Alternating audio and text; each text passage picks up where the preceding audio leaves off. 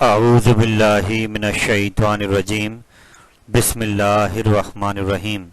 First year physics के तमाम students को खुशामदीद। इस उम्मीद के साथ कि आप लोग अपने एग्ज़ाम पे वर्कआउट कर रहे होंगे और टाइम ज़ाया नहीं कर रहे होंगे, और जो मैंने प्रीवियस न्यूमेरिकल्स की वीडियोस अपलोड करी हैं आपने उन चैप्टर्स को देख लिया होगा और एक अच्छे अंदाज में आप तैयारी कर रहे होंगे। याद रहे बेटे, जो सेक्शन बी हमारा एग्ज़ाम में आएगा शॉर्ट पोर्शन में, इसमें आपके 9 पार्ट्स आएंगे। आपको उनमें से 5 पार्ट्स करने हैं। तो थिंक पॉजिटिव। न्यूमेरिकल्स जितने अच्छे आपके होंगे, ये हर सवाल 5 मार्क्स का होगा।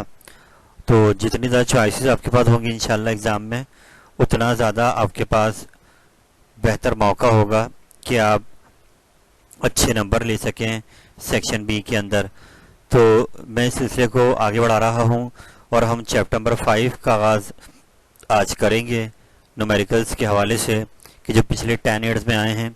याद रहे बेटे, 5 चैप्टर न्यूमेरिकल्स वैसे तो बुक में काफ़ी हैं, मगर इस वक्त टाइम बहुत कम रह गया है, तो मैंने सिर्फ वो न्यूमेरिकल्स वर्कआउट किए हैं जो प्रीवियस 10 ईयर्स में आ चुके हैं। तो आइए हम टाइम ज़ाया किए बगैर अपने आज के सिलसिले का आगाज़ करते हैं। मेरे बेटे, ये पहला सवाल चैप्टर 5 में आपके सामने आ गया है और ये पास्ट ईयर्स में आ चुका है, काफ़ी बार आ चुका है। तो आइए, ये रिलेटेड है एंगुलर मोमेंटम से। ये टॉपिक आपने पढ़ा है, इसका law of conservation of angular momentum भी आपने याद कर लिया होगा, इसका फॉर्मूला भी आपने पढ़ा होगा, L equal to r cross p, और फिर पी की वैल्यू रख दी तो एम वी। तो अब एंगुलर मोमेंटम का ये सवाल आ गया है यहाँ पर, और देखते हैं डेटा में क्या क्या दिया हुआ है। मास दिया हुआ है एक ऑब्जेक्ट का जो मूव करेगा सर्कुलर पाथ में, और जिस सर्कुलर ट्रैक पर रिवॉल्व कर रहा है उसका रेडियस दिया हुआ है, और उसके बाद उसकी कांस्टेंट रेट में एक एंगुलर वेलोसिटी दी हुई है ओमेगा। रेवोल्यूशन पर सेकंड से हमने पिक करा कि ये ओमेगा दिया हुआ है, यानी जो रेवोल्यूशन है ये रेडियन बोलें कि थीटा अपॉन टाइम, तो ये ओमेगा का यूनिट है। अब आपके पास 3 चीज़ें मिल गई, मास मिल गया, रेडियस मिल गया, ओमेगा मिल गया, और आपसे ये एंगुलर मोमेंटम मांग रहा है। इसका सिंबल एल होता है। देखिए, मैंने डेटा बनाया, एम को उठाया, कन्वर्ट करा किलोग्राम में, 1000 से डिवाइड कर दिया। रेडियस हमें दिया हुआ है, डिवाइड करा 100 से ताकि मीटर में आ जाए। ओमेगा हमें दिया हुआ है रेवोल्यूशन, तो रेवोल्यूशन को कन्वर्ट करना है रेडियन में, क्योंकि रेडियन पर सेकेंड इसका ऐसा यूनिट है। तो 1 रेवोल्यूशन में 2 पाई रेडियन होते हैं। इस कन्वर्जन को आप याद रखिए। एक बार फिर रिपीट कर रहा हूँ कि पूरे सर्कल के चक्कर में जो एंगल बनेगा वो 2 पाई रेडियन का बनेगा, और फिर 2 पाई को मल्टीप्लाई करा दिया 1.5 से, तो 9.428 रेडियन पर सेकेंड। तो अब सब चीज़ें आपके एसआई सिस्टम में आ गई हैं, और अभी आपसे एंगुलर मोमेंटम मांग रहा है, तो उसका सिंबल एल है। और अब क्योंकि यहाँ पे डायरेक्ट सबकी मैग्नीट्यूड आपको दी हुई हैं, तो ये डायरेक्ट हम फॉर्मूला लगाएंगे L equal to m v r. ये आपने पढ़ा था कि जब साइन 91 होता है, तो ये यहाँ पर क्योंकि रेडियस है और मूव कर रहा है, तो एंगल 90 ही है, तो इसलिए डायरेक्ट मैंने फॉर्मूला मैग्नीट्यूड वाला लगा दिया एम वी आर। अब इसमें क्योंकि यहाँ पर आपको वेलोसिटी नहीं दी हुई, v यहाँ पर लीनियर वेलोसिटी है, तो ये चैप्टर 4 में फॉर्मूला पढ़ा था हमने v equal to r omega, यानी हमें यहाँ पे ओमेगा दिया हुआ है, तो हम इसकी मदद से ये वेलोसिटी बनाएंगे। तो हमने v equal to r omega लाकर ऊपर फॉर्मूले में रख दिया, और r से r मल्टीप्लाई होकर एम आर स्क्वायर ओमेगा हो गया। और अभी तीनों वैल्यूज़ आपके पास मौजूद हैं, m भी दिया हुआ है, रेडियस भी दिया हुआ है, ओमेगा भी दिया हुआ है। वैल्यूज़ को लाके पुट करा तो एंगुलर मोमेंटम का आंसर आ गया 0.294 जूल सेकेंड। याद रखें, इसका ऐसा यूनिट जूल सेकेंड है एंगुलर मोमेंटम का। तो ये सवाल एग्जाम में आ चुका है, बड़ा इंपॉर्टेंट क्वेश्चन है, आप इसको स्टिल करके रिपीट कीजिएगा बार बार। हम चलते हैं आगे। पिछले क्वेश्चन में हमने एंगुलर मोमेंटम निकाला, मगर वहाँ पे सबकी मैग्नीट्यूड आपको दी हुई थी। यहाँ देखते हैं सवाल में क्या कह रहा है कि पार्टिकल है, उसका मास दिया हुआ है और वो मूव कर रहा है XY प्लेन पर, और उसके कोऑर्डिनेट्स दिए हुए, यानी कि पोजीशन वेक्टर आपको यहाँ पर दिया हुआ है। 3,4 ब्रैकेट में लिखा हुआ है, तो ये जब कन्वर्ट करेंगे तो कॉमे से पहले वाला आई हो जाएगा, 3i प्लस 4j मीटर, यानी आपको ये पोजीशन वेक्टर दिया हुआ है। और फिर आगे वेलोसिटी दी हुई, वही वेक्टर फॉर्म में दी हुई, मैग्नीट्यूड नहीं दी हुई, 4i प्लस 5j। और अब ये आपसे दोबारा से एंगुलर मोमेंटम मांग रहा है। तो अब यहाँ पर जैसा कि हमें वेक्टर्स फॉर्म में दिया हुआ है, तो इस सूरत हाल में हमने वही फार्मूला इस फॉर्म में यूज़ करना है, जैसे कि आपने पढ़ा है कि L equal to r cross p, कि एंगुलर मोमेंटम में वेक्टर क्वांटिटी है, तो ये क्रॉस प्रोडक्ट है पोजीशन वेक्टर और लीनियर मोमेंटम का। तो जब P को लगाएंगे एम वी तो उसका मास बाहर आ गया, तो ये R क्रॉस V हो गया। तो इस वक्त यहाँ पर इस सवाल में ये दोनों वेक्टर्स दिए हुए हैं, मैग्नीट्यूड नहीं दी हुई, तो हमने फॉर्मूला ये वाला यूज़ करना है और पहले हमें ब्रैकेट को सॉल्व करना होगा। R क्रॉस V निकालेंगे। अब ये क्रॉस प्रोडक्ट दो वेक्टर्स का निकालने का प्रोसेस ये चैप्टर 2 के न्यूमेरिकल्स में आपने देखा है कि दो वेक्टर का वेक्टर प्रोडक्ट कैसे निकाला जाता है कि डिटर्मिनेंट बनाएंगे और पहली रो में आई जे के लिख देंगे। अब पहले आर वेक्टर आ रहा है तो आर यहाँ से देखें, आई के साथ 3 है, जे के साथ 4 है, के साथ कुछ नहीं है, के वाला यहाँ नहीं 0 हो जाएगा, 3 4 0 रख दिया। फिर वी वाला देखा 4 5, के फिर 0 हो गया। और फिर यहाँ पर इसको एक्सपेंड आपको पता है कैसे किया जाता है कि आई को लेंगे और इसकी रो और कॉलम छोड़ देंगे, तो ये 4 0 से मल्टीप्लाई 0 हो गया, 5 0 से मल्टीप्लाई 0 हो गया, माइनस फार्मूले की आ गई। अब अगली टर्म जे लेंगे तो उसकी साइन चेंज करेंगे, ये फार्मूला है ट्रीटमेंट को एक्सपेंड करने का। जब जे लिया तो फिर 3 0 0 हो गया, 0 4 0 हो गया, फिर प्लस का के लिया, 3 5 15, 4 4 16 और यूँ ये भी 0 हो गया, ये भी 0 हो गया, 15 माइनस 16 माइनस का के हेड बचा। और अब आर क्रॉस वी के लिए आकर इक्वेशन नंबर 1 में रख देंगे, एम हमें दिया हुआ 0.5 और ब्रैकेट में रख दिया माइनस का के हेड। तो यूँ ही आपका एंगुलर मोमेंटम का आंसर आ गया है कि माइनस 0.5 के हेड जूल सेकंड, जो इंडिकेट कर रहा है कि इसकी मैग्नीट्यूड 0.5 जूल सेकंड है और ये एक्ट करेगा अलोंग नेगेटिव जेड एक्सिस, क्योंकि माइनस के हेड यहाँ पर इसका यूनिट वेक्टर आया हुआ है। तो आप इस न्यूमेरिकल को स्टडी करके देखिएगा, एग्जाम में काफ़ी बार आ चुका है। चलते हैं आगे। बेटा ये अगला न्यूमेरिकल आ गया है जो कि लैडर प्रॉब्लम कहलाते हैं, और मैं इसके ओर से गाइड करना चाहूँगा आपको कि इसमें कुछ इसके बाद भी न्यूमेरिकल हैं थोड़े से लेंदी हैं। तो क्योंकि इस वक्त आपके सामने आपको पता है कि जो पैटर्न रिड्यूस आपके सिलेबस का हुआ है और पेपर की लेंथ आपकी 2 घंटे की हो गई है, तो इस सूरत हाल में वो जो अगले न्यूमेरिकल इसके लैडर के ऊपर कोई आदमी लड़का चढ़ा है और जो एक वेट और बढ़ गया है, उसके आने का चांस बहुत कम हो गया है, क्योंकि उसकी लेंथ ज़्यादा है और इतना टाइम एग्जाम में होगा नहीं। तो इसलिए आप ये न्यूमेरिकल जो मैं दिखा रहा हूँ आपको, इसकी वर्किंग कर लीजिए, क्योंकि ये बहुत बार इन ईयर्स में आ चुका है, इन ईयर्स में, ये 10 ईयर्स में आ चुका है। और अगर ये लेटर क्वेश्चन बनता है तो इसी के आने के चांस ज़्यादा हैं। तो आप कोशिश करें, हिम्मत करें और इस न्यूमेरिकल में वर्कआउट करें। आइए हम इसका आगाज़ करते हैं। बेटे यहाँ पे आपसे क्या कह रहा है, सिलो के सवाल को समझते हैं कि एक लैडर है, ये लैडर जैसे दीवार पे अब लगाते हैं तो ये ए बी जो आप देख रहे हैं साइड, याद रहे डायग्राम बनी हुई एग्जाम में नहीं आएगी, ये हमने एक डायग्राम अपने सोल्यूशन में बनानी है। ये तो डेटा के सामने बना लीजिएगा, ये एक डायग्राम लाजिम बनानी है आपको, क्योंकि इसमें आप फोर्स वेक्टर शो करेंगे, तभी बाद में इस पर इक्विलिब्रियम की कंडीशंस लगेंगी। तो आइए जरा सवाल को दोबारा समझते हैं। एक बार डायग्राम बनाना सीख जाएं तो आपका न्यूमेरिकल काफ़ी आसान हो जाएगा। तो मेरे बेटे इस क्वेश्चन में यहाँ बात कर रहा है कि लैडर की, लैडर ग्राउंड से यानी वॉल से टच हुआ है, बॉटम उसका ग्राउंड पर है, तो ये पॉइंट ए जो है ये ग्राउंड पर है और ऐसी पॉइंट बी जो है लैडर का टॉप है जो किसी वॉल से अटैच किया हुआ है, और ये राइट एंगल ट्रायंगल बन रही है इस लैडर, वॉल और ग्राउंड के तरफ से। तो अब मजीद ये कि जो एरो आप देख रहे हैं यहाँ पर बेटे, ये फोर्सेज हैं। पहली फोर्स ये वॉल लगा रहा है लैडर के ऊपर, जिसको हमने एफ से शो कर दिया, ये एक्स एक्सिस के अलॉन्ग है। ऐसी अब ग्राउंड पे आ जाए तो एक फोर्स और लग रही है फ्रिक्शन की फोर्स, और एक नीचे ग्राउंड से वर्टिकल रिएक्शन आ रहा है। तो इट मीन्स पॉइंट ए पे 2 फोर्सेज लग रही हैं, एक फ्रिक्शनल फोर्स एक्स एक्सिस के अलॉन्ग और वर्टिकल फोर्स वाई एक्सिस के अलॉन्ग, और एक फोर्स और है जो इस लैडर का सेंटर ऑफ ग्रेविटी कहलाता है। तो क्योंकि इस न्यूमेरिकल में यहाँ पर सेंटर ऑफ ग्रेविटी की बात नहीं की गई, तो ये हमने मिड पे लेना है। याद रखें कि जब भी आपको सेंटर ऑफ ग्रेविटी ना बताए तो आप समझ जाए कि मिड पे एक्ट करेगा। तो इट मीन्स अब ये सेंटर ऑफ ग्रेविटी मिड पर है, तो ए से सी तक कितना हो गया, एल का हाफ हो गया। तो अब इसके बाद हम इस डेटा को आगे लेकर चलते हैं। अगले पेज पे डायग्राम बनी हुई है बेटा, वहाँ से भी समझेंगे। और मैं फिर कह दूँ आप सब हिम्मत करें और एक न्यूमेरिकल इक्विलिब्रियम वाला सीख जाएं। अगर न्यूमेरिकल सेलेक्ट होता है तो इसके आने का चांस बहुत ज़्यादा है लेटर का। और अब डेटा जल्दी से देखते चलते हैं कि लेंथ हमने लेटर की ले ली ए बी, और इसका वेट है 50 न्यूटन, और कोएफिशिएंट ऑफ फ्रिक्शन दिया हुआ 0.4, और ये हमसे मांग रहा है कि हम कम से कम एंगल लैडर का ग्राउंड से कितना रखें कि लैडर स्लिप ना हो, तो थीटा हमसे मांग रहा है इस सवाल में। तो आए नेक्स्ट पेज पे चलते हैं, वहाँ कहानी और समझ में आएगी।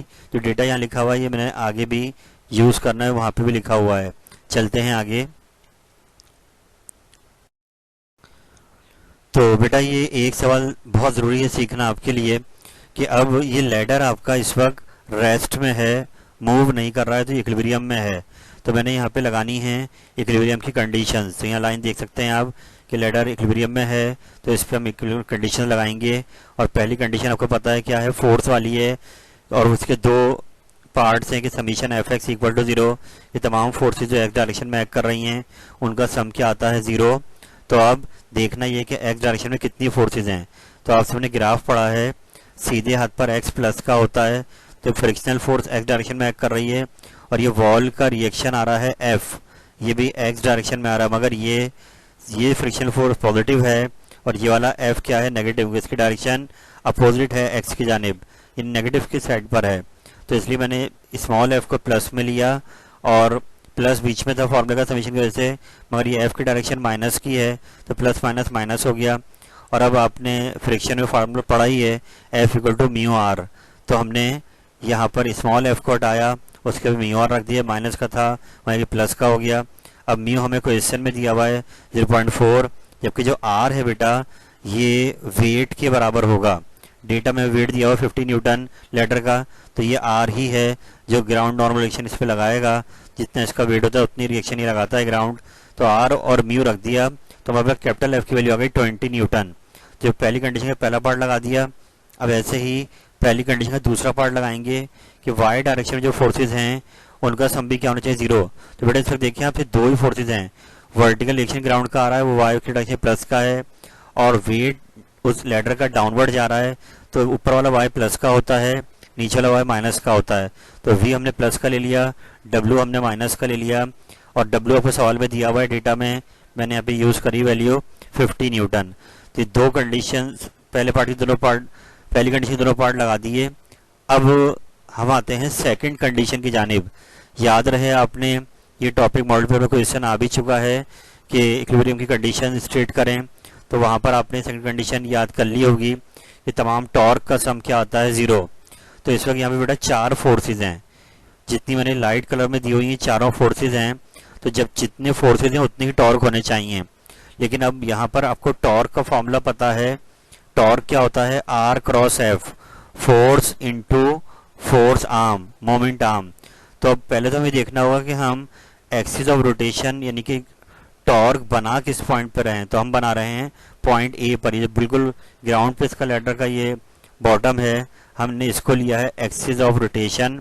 और अगर इस पॉइंट पे आप देखें तो यहाँ पर एफ और वी यहीं पे एक्ट कर रहे हैं, यानी एफ और वी का मोमेंट आर्म क्या हो जाएगा, 0, क्योंकि मोमेंट आर्म कहलाता है distance from point of rotation. तो वो फोर्स ए पॉइंट पर एक्ट कर रही है एफ और वी वाली, इसलिए इन दोनों के टॉर्क क्या हो जाएंगे, 0। एफ और वी के टॉर्क यहाँ पे एक्ट नहीं करेंगे। अब यहाँ सिर्फ दो ही टॉर्क रह जाएंगे बेटा, एक ये जो वॉल का रिएक्शन आ रहा है एफ, इसका टॉर्क, और एक ये जो वेट वाली फोर्स है इसका टॉर्क, दो टॉर्क रह जाएंगे। तो इसके लिए यहाँ पर देखना है हमने कि दोनों टॉर्क किस डायरेक्शन में एक्ट कर रहे हैं। तो आप देखें तो एक टॉर्क जो डब्ल्यू फोर्स का है, ये क्योंकि डब्ल्यू वेट वाली फोर्स नीचे एक्ट कर रही है, तो ये इस डायरेक्शन में एक्ट करी, तो इसका टॉर्क भी जो है इस तरफ बनेगा। ये मैंने शो करा है डायरेक्शन क्लॉकवाइज, आप देखें क्लॉकवाइज है। और ऐसे ही ये ऊपर जो आपके पास ये जो फोर्स है वॉल वाली, इसका जो डायरेक्शन है एफ इस तरफ आ रही है, तो इसका टॉर्क एंटी क्लॉकवाइज एक्ट करेगा। तो इट मीन्स क्लॉकवाइज टॉर्क इसका जाएगा, इसका एंटी क्लॉकवाइज जाएगा। तो एंटी क्लॉकवाइज टॉर्क प्लस का लेते हैं और क्लॉकवाइज टॉर्क माइनस का लेते हैं। इसलिए मैंने यहाँ पर जो वॉल वाली फोर्स है इसका टॉर्क पहले बनाया और ये पॉजिटिव आएगा। तो फॉर्मूला क्या होता है टॉर्क का कि फोर्स, तो एफ आ गई इनटू मोमेंट आर्म। तो अब हमें देखना है कि पॉइंट ऑफ रोटेशन से एफ का डिस्टेंस कितना है। तो आप देखिए जो ई एफ है, मैंने समझाने के लिए यहाँ पे ए जे अगर आप देखें तो ये ई एफ के बराबर है, एफ ऐसे एक्ट कर रहा है, तो ये फोर्स का परपेंडिकुलर डिस्टेंस लेना है हमें ए से। तो वो आप देखें ए जे दिखाई दे रहा है, और एक्चुअली ये जो पूरी लेंथ है लेडर की ये ए बी है, ए बी यहाँ से लेकर यहाँ तक ये ए बी है। तो ये ए बी अगर हम थीटा से रिजॉल्व करें तो ये ए बी का कॉज है और ये ए बी का साइन है। जो ई एफ आप देख रहे हैं ए बी का साइन है, तो मैंने यहाँ पे लिख दिया F into a b sine theta. ये पहला टॉर्क बन गया एफ का। और जो डब्ल्यू है इसका जो डिस्टेंस आ रहा है परपेंडिकुलर पॉइंट ए से, वो ये ए डी आप देख रहे हैं। जो ये ए सी है ये एल अपॉन 2 है और ये एक्स एक्सिस पे आ रहा है तो इसका कॉज है। तो ए सी कॉज थीटा मैंने डायरेक्ट लिख दिया। और ये माइनस में क्यों लिया? क्योंकि क्लॉकवाइज टॉर्क है। अब नीचे आते हैं, एफ ऐसे लिख दिया। ए बी की पे आपने क्या रख दी? पूरी इसकी लेंथ ऑफ लेडर वो एल है और ऐसे ही थीटा आपको पता नहीं है अभी, और डब्ल्यू 50 और ए सी आपका क्या है? ये हमें सेंटर ऑफ ग्रेविटी नहीं दिया हुआ था तो हमने मिड पे लिया था, तो एल अपॉन 2 हो गया। अब इन दोनों में से ये एल क्या आ जाएगा? कॉमन, जबकि हो जाएगा एफ साइन थीटा। 50 से 2 कैंसिल, 25 हो गया। ये एल मल्टीप्लाई था, खुद डिवाइड होकर 0 हो गया। और अब एफ की जगह पे हमने इक्वेशन 1 से क्या रख दिया? 20, जबकि ये 25 हो गया। और अब ये माइनस का जाके प्लस का हो गया। और अब याद रहे कि हमें थीटा निकालना है, कॉस नीचे ले आए, 20 डिवाइड में ले आए, क्रॉस मल्टीप्लाई हो गया, साइन ओवर कॉस 10 और 10 को वहाँ लेगा tan इनवर्स। तो 51.3 ये मिनिमम एंगल है जो हम लेटर के ग्राउंड से रखें तो वो स्लिप नहीं होगा। आप इस न्यूमेरिकल स्ट्रक्चर देखिएगा, मैंने इस टाइप का एक सवाल और आगे दिया है ताकि ये भी पक्का हो जाए, मगर ये न्यूमेरिकल एग्जाम में बार बार आया है वैल्यूज चेंज कर कर। सिर्फ बेटा क्या होगा? वैल्यूज चेंज होंगी। जो वेट है ये 50 का कुछ और आ सकता है, या सेंटर ऑफ ग्रेविटी जो भी नहीं दिया तो उन्होंने मिड पे लिया, ये 1/3 हो सकता है या 1/4 हो सकता है। बाकी इसमें कोई चेंज नहीं है सवाल के अंदर। तो मैंने एक सवाल आगे और दिया है, आए उसको देखते हैं। मेरे बेटा मैं एक और न्यूमेरिकल यहाँ पे लेकर आपके सामने लेटर का आ गया हूँ, मगर मैं यहाँ पर आपको ज़रूर ये कहना चाहूँगा कि पिछले न्यूमेरिकल से बिल्कुल परेशान ना हो। अगर आप वो एक न्यूमेरिकल कर लेते हैं तो लेडर के जो प्रॉब्लम अब तक 10 ईयर्स में आए हैं आप उसको कवर कर लेंगे। और ये न्यूमेरिकल भी सेम वैसा ही है। आपको और क्वेश्चन 3 आ जाएगा, क्वेश्चन 4 आपको ऑटोमेटिकली आ जाएगा, यानी कि सिर्फ डेटा चेंज हुआ है। बाकी ये न्यूमेरिकल भी एग्जाम में पास्ट ईयर्स में आ चुका है। तो आए टाइम ज़ाया नहीं करते हैं, सेम वही डायग्राम। याद रहे डायग्राम आपको एक बनानी है जो कि सोल्यूशन में डेटा के सामने बना दें। ये सवाल में बनी हुई नहीं आएगी, ये आपको खुद बनानी है। तो दोनों के लिए डायग्राम आप याद कर लें, दोनों में एक ही यूज हो रही है। एक बार फिर इसको देखते हैं। जैसे कि लेटर की लेंथ दी हुई है एल, वेट दिया हुआ है 200 न्यूटन, थीटा दिया हुआ है 60 डिग्री। और क्या देखिए कि यहाँ पे सेंटर ऑफ ग्रेविटी दिया हुआ है 1/3 of its length from the base. Previous question में ये वर्ड आपको नहीं दिया हुआ था, सेंटर ऑफ ग्रेविटी हमने खुद ही मिड पे यूज करा। तो याद रखें अगर नहीं देगा तो आपने एल अपॉन 2 लेना है मिड पर, और अगर दे देता तो फिर वो यूज करना है। तो 1/3 दिया हुआ है तो मैंने ए सी को अब की बार एल अपॉन 3 ले लिया है। और अब की बार वो हमसे फ्रिक्शनल फोर्स मांग रहा है और म्यू मांग रहा है। लास्ट क्वेश्चन में म्यू दिया हुआ था, लास्ट क्वेश्चन में थीटा निकाला। अब यहाँ पे थीटा दिया हुआ है, सेंटर ऑफ ग्रेविटी दिया हुआ है और फ्रिक्शनल फोर्स मांग रहा है, म्यू मांग रहा है। चलते हैं आगे।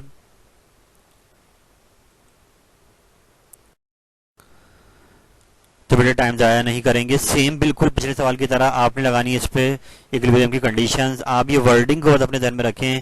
एक डायग्राम आपको बनानी है और ये एक याद कर लेंगे तो दोनों सवाल में कवर हो जाएगी।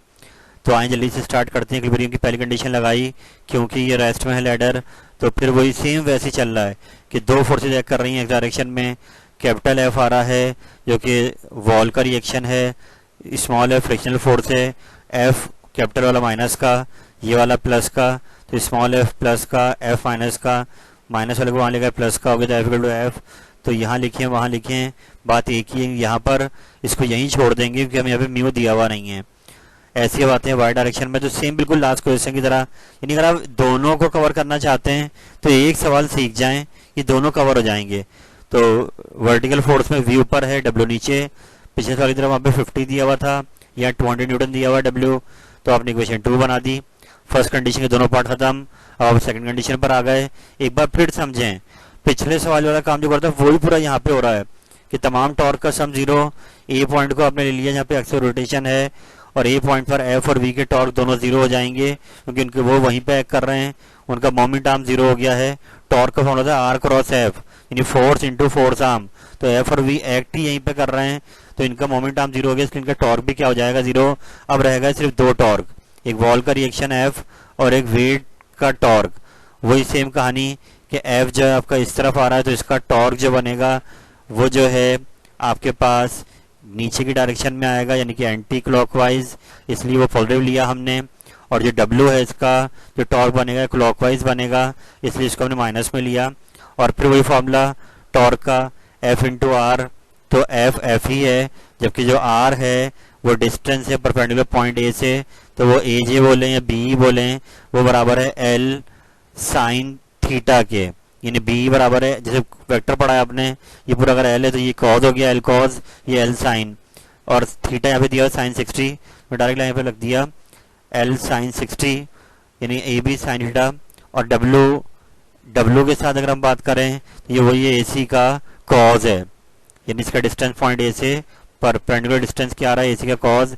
नीचे फर्दर सॉल्व करा, इक्वेशन 1 से एफ को रिप्लेस कर दिया स्मॉल एफ से, ए बी आपका एल है, थीटा 60 रख दिया, डब्ल्यू 200 दिया हुआ सवाल में, सेंटर ग्रेविटी L/3 दिया हुआ है, cos 60, एल दोनों में कॉमन आ गया, एफ मल्टीप्लाई कर दिया अंदर, साइन 60.866, 200 को डिवाइड करा इससे, एल कॉमन ले लिया, cos 60 0.5, एल मल्टीप्लाई था वहाँ डिवाइड होकर 0 हो गया, ये माइनस का 33.33 आ गया, ये वहाँ के प्लस का हो गया, ये मल्टीप्लाई से लेकर डिवाइड हो गया, और वो एफ जो ये हमसे मांग रहा था वो आ गया है 38.49 न्यूटन। और अभी एंड में आपसे म्यू भी मांग रहा है, वही formula F equal to mu r वाला, म्यू को अरेंज करा F1 आर के लिए, और एफ अब आ गया है आर डब्ल्यू के बराबर है, दोनों को डिवाइड करा तो म्यू का यूनिट नहीं होता, तो दोनों न्यूमेरिकल आपके लेटर के कवर हो गए हैं।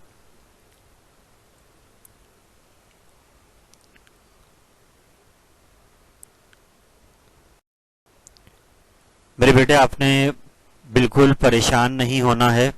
चैप्टर 5 से मैं सजेस्ट करूंगा कि जो पहले दो न्यूमेरिकल हैं एंगुलर मोमेंटम वाले वो तो आप बिल्कुल रट लीजिए, और अब आप लेटर वाला एक क्वेश्चन जो है यहाँ पर दिया हुआ है, अगर आप इसको भी तैयार कर लेते हैं तो बहुत अच्छी पोजीशन में आप आ जाएंगे कि आपके पास अगर चैप्टर 5 से न्यूमेरिकल बनता है तो आपका तैयार होगा, क्योंकि मैं आपको गाइड कर रहा हूँ कि मैंने आपको 10 ईयर्स के न्यूमेरिकल ही सर्चिंग की है। लैडर वाले प्रॉब्लम में एक में जो लड़का लेटर पे चढ़ जाता है उसमें एक वेट बढ़ जाता है, तो न्यूमेरिकल लेंथी होने की वजह से एग्जाम में इस साल आने का चांस नहीं है। इसी अगर आपको खाली ये सवाल जो मैंने यहाँ वीडियो में दिया इसको अगर आप रेडी कर लेते हैं तो लेटर का ये क्वेश्चन एग्जाम में आ चुका है। आपने परेशान नहीं होना है, बिल्कुल ठंडे दिमाग से एंगुलर वाले तैयार कर लें पहले, फिर लेटर तरफ आ जाए तो इंशाल्लाह चैप्टर 5 से न्यूमेरिकल बनता है तो आप कवर हो जाएगा। इस उम्मीद के साथ कि आप इस वीडियो से फ़ायदा उठाएंगे और इंशाअल्लाह ताला आपका पेपर अच्छा होगा। आप वर्किंग कर रहे होंगे, वालिदैन की दुआएं ले रहे होंगे। अल्लाह ताला आपका हम नासिर हो। फ़ी अमानिल्लाह, अल्लाह हाफिज़।